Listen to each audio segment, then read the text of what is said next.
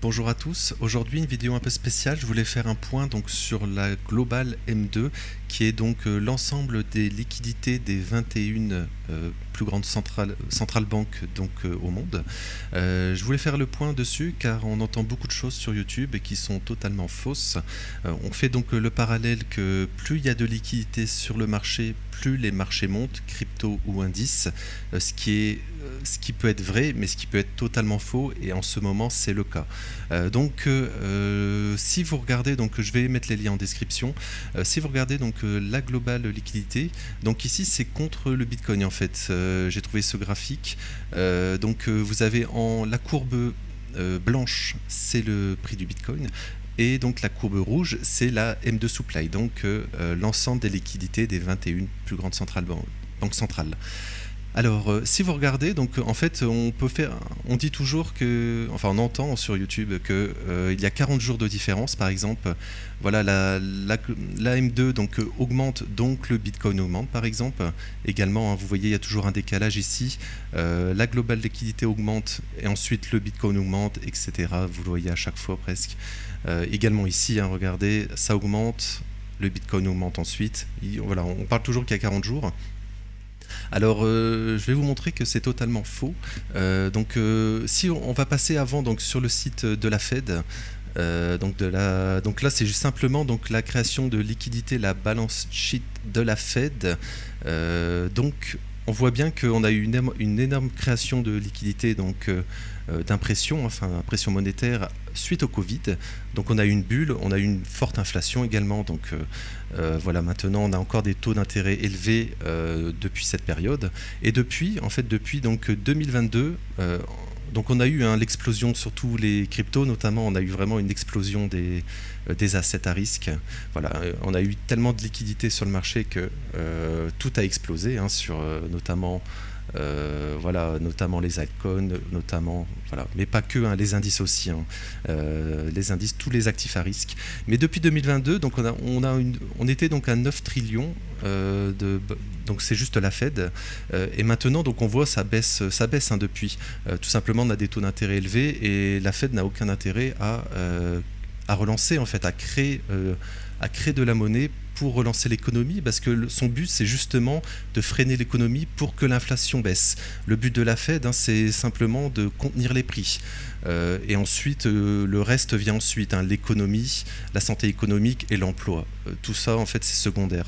Le but de la Fed, c'est pour ça qu'elle a été créée, c'est de garantir la stabilité des prix. Donc la Fed garde ses taux d'intérêt élevés, et donc pour le moment, il n'y a aucun QE ou ce genre de choses. On entend ce genre de choses, que la Fed commence à créer de la monnaie, ce genre de choses, mais c'est absolument faux.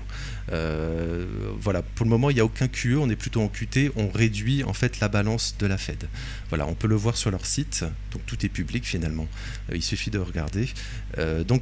Si on retourne donc sur la M2 ici, la courbe rouge, alors en fait, la réponse est dans la question, en fait, parce que la Global M2 est en dollars. Et si vous comparez donc la Global M2 avec le dollar, c'est ce qu'on va faire.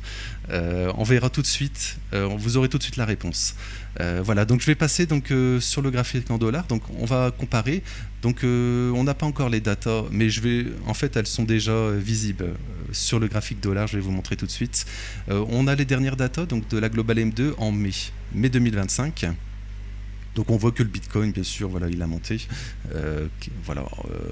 Un ou deux mois de décalage, comme on a dit. Si je vais sur le dollar, l'indice dollar, voilà, si vous regardez, c'est vraiment clinique.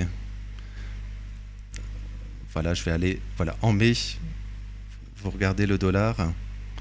On a eu donc une énorme hausse de la liquidité et une chute de dollar, tout simplement. En fait, c'est simplement en fait, on prend le point de vue du dollar pour calculer la globale liquidité, alors que le monde n'est pas centré sur le dollar. En fait, on fait des transactions en euros, en francs suisses, en yens, et donc si on reporte ça au dollar et que le dollar baisse, bien sûr, la liquidité globale des marchés au monde, la liquidité de toutes les banques centrales au monde, bien sûr, elle augmente. C'est totalement logique. Mais donc on fait un parallèle trop court entre augmentation de la liquidité sur les marchés et hausse des cours. En fait, c'est simplement le dollar Voilà, vous le voyez bien, le dollar baisse, on est en mensuel ici, le dollar baisse, la globale M2 augmente, tout simplement. Et donc si on va regarder les sommets, les creux, donc en janvier 2025, on va voir le dollar. Voilà, janvier 2025, si vous regardez, on est totalement sur le top du dollar.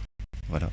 Et on peut faire ça à l'infini, hein. On va regarder donc le creux du dollar ici en septembre 2024. Et on va regarder, c'est clinique, septembre 2024, on est sur un top de la liquidité. Voilà, on peut faire ça infiniment, je veux dire, vous aurez exactement la même chose. Donc, en fait, c'est pas la liquidité qui augmente, c'est le dollar qui baisse. Et donc, comme toutes les transactions au monde ne sont pas en dollars, hein, je le répète, donc en reportant ça en dollars, bien sûr, si le dollar baisse, la liquidité globale des marchés augmente.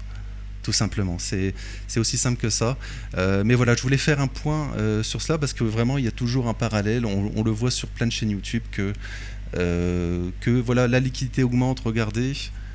Donc le Bitcoin, les assets RX vont monter, mais c'est faux. C'est simplement le dollar qui perd de la valeur.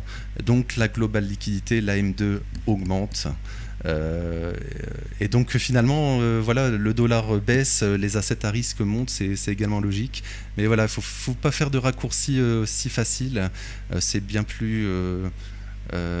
voilà, il faut toujours regarder, c'est ce que je fais sur la chaîne, sur les points macro, il faut toujours regarder le détail des chiffres, car en fait le détail des chiffres qui font la macro font les tendances moyen-long terme. Et ensuite on fait donc quotidiennement on fait des analyses hein, sur la chaîne des prix, mais cela vient ensuite. Il faut toujours regarder la macro qui fait les tendances de fond et ensuite l'analyse des prix pour prendre des positions, ce qui est intéressant hein, pour prendre des positions sur du court terme, avoir le meilleur prix, le meilleur point d'entrée et de sortie pour investir.